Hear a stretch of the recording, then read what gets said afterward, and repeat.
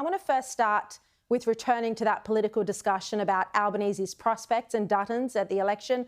Let's bring in former Victorian Liberal Party President Michael Kroger and Daily Telegraph journalist James Willis. Welcome to you both. Michael, what do you think about Peter Dutton's chances of winning the next election?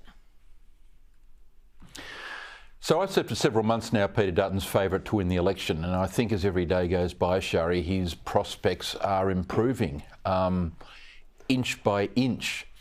I don't think there's anything Albanese's done in the last few months, or has been able to do in the last few months, or can do in the next few months to turn this around. This is a worldwide phenomena against sort of these left-wing governments who have collapsed in the face of left-wing activism, left-wing demands, and the Western world is correcting towards the middle. And Albanese's out there with all of these other sort of hard left leaders who have been led by the nose by extreme left activists with all of their causes, and the middle working class Australians, like they are elsewhere in the world, have had enough. They're disgusted and want Albanese and these other governments to start concentrating on them. But they know Albanese can't and won't, and that's why I think he's going to lose. Yeah, and as I mentioned before, the polling is not looking good either. James, I mentioned the Herald's Political Monitor survey. It shows support for Albanese collapsing, but Dutton's support is rising, minus 12% a year ago to now a net rating of 0. So do you think that the issues Dutton is speaking about on a daily basis, some of them cultural issues like Australia Day, do you think this is winning over voters? Well, I certainly think that it is a very significant problem when we've heard that Victoria, which has traditionally been the Liberal Party's worst performing seat, now there's some potential to win 3, 4, maybe 5 seats in Victoria. But the wider issue, I think, Sharri, I mean, obviously, a simple math sum indicates that with the swings left behind from the loss in 2022, that it's going to be hard mathematically for Peter Dutton to win the next election. However, the one point that I think can't be overlooked is you have a look at the Prime Minister's performance on a daily basis, and it's hard to pinpoint where this actually shifted, whether it be the Voice defeat, whether it be the stuff around his house on the Central Coast, maybe the Qantas stuff. But I just wonder whether he's actually up for what the next few weeks or few months actually entails. He looks frustrated, he looks tired. He's never really ever across his brief fully to an extent where he can actually make a personal comment. And you've just played that clip in regards to a question about mandatory sentences. Well, I mean, he's the Prime Minister. He's entitled to have some sort of overarching view, and we'd expect him to do that without people firing shots. I'd much rather him say, well, you know what, personally, I think that's a very sensible idea that should be investigated at a state level. Instead, he passes that, he passes the next thing. He is terribly advised. And as I say, I just wonder if he has enough puff left in him to get through this election. He looks tired, frustrated, and too often not across his brief. I mean, how hard can it be as a Prime Minister to say, of course, someone who attacks a synagogue should go to jail? I mean, it's the most simple thing to say, but he can't say that. I mean, it's just absurd who this guy is that is leading our country. I don't know how we ended up with him in charge. Honestly, I shake my head. Michael, I want to ask... Sharri, look at it this way. Look at it this way. Here's the answer to your question. He doesn't get it. He never has. No. He doesn't understand. This guy is 61, right? He's been in public office for 28 years. 28 years he's been a public figure, meeting tens of thousands of people a year. He went to his first bar mitzvah that he invited himself to in Perth a few weeks ago. What? No one had ever invited him to a bar mitzvah before? What does that tell you? This guy's got no Jewish friends. He doesn't know anyone in the Jewish community beyond superficial, hello, how are you? He doesn't feel it. He doesn't understand it, right? He's been rabbiting on against Israel ever since those puerile demonstrations he was involved in years and decades ago. This guy has had no Jewish friends throughout the whole of his life.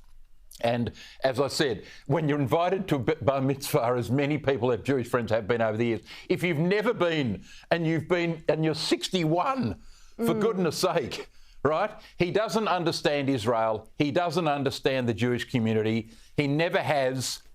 He never has. And Sharri, you know, it's now, 14 months, 15 months beyond October 7. We can talk all we want about the government doing something, getting it, understanding it. They never will, right? He just doesn't understand it, and nor does that appalling Foreign Minister Penny Wong. Well, I actually think they do understand it, and they are horribly morally confused, and I think that's worse, Michael. I think that it says a lot about their character. It truly does.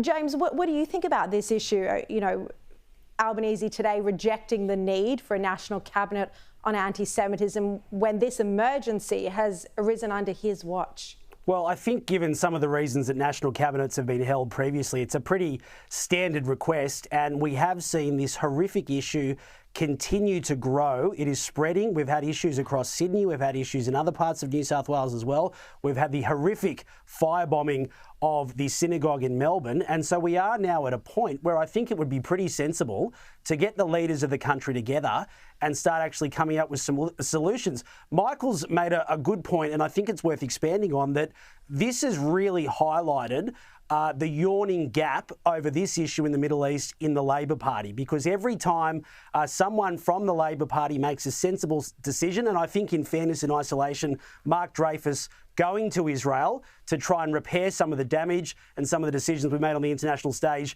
in isolation is okay. But even that trip had people in Labor saying, hey, there's a please explain here. Why is Mark Dreyfus doing this? Why is Mark Dreyfus cuddling up to Israel? We've had the Prime Minister do this. Chris Minns is doing it in New South Wales. But every time someone from Labor fronts up and says, hey, we can't be tolerating this in this country, then we hear other people in Labor. I will note there has been some senior Labor ministers in Sydney, Sharri, who have been very, very quiet on this issue. And I reckon it's a massive story that we have electorates in Sydney that have now large Muslim populations, and someone in polling has said, hey, you need to worry about your own seat here, stay out of this, because otherwise we're going to lose this seat or be in trouble like we've seen in parts of the UK. Talk about racism. Yeah, correct. And they're showing no leadership. They've gone into hiding. And there's many of them in Sydney. And we know who they are. We really do. Absolutely. Now, let's return to this young Australian who may have been, we haven't got confirmation yet, but it has been reported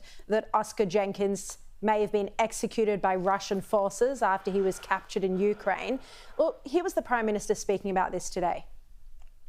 If there has been any harm caused to Oscar Jenkins, that is absolutely reprehensible, and the Australian government will take the strongest action possible.